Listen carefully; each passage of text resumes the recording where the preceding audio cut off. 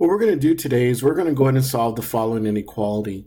We have 17 minus 3w is greater than or equal to 35.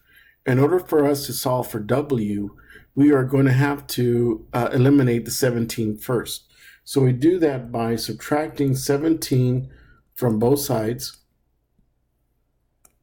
And you notice that we have 17 minus 17, which that will be 0.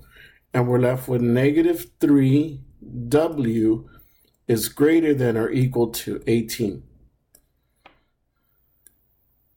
Since we're multiplying w by negative 3, we will have to divide by negative 3. And since we divided by a negative number, we have to remember that we're going to have to switch the inequality. Therefore, we have w is less than or equal to 18 divided by negative 3, which is negative 6. So to express this solution, I have negative 6, and the numbers that are less than negative 6 will go to the left.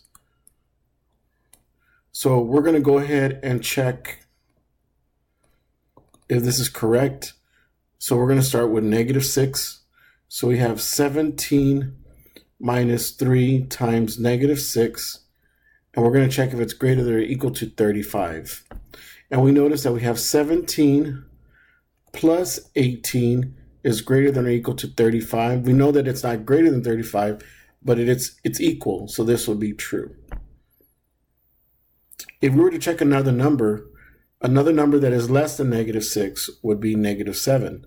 So we have 17 minus 3 times negative 7, and we're going to check if that's greater than 35. So we have 17 plus 21 is greater than or equal to 35, and we notice that that will be 38 is greater than or equal to 35, so that will be true. So we're looking at all the numbers that are less than negative 6. So we're saying negative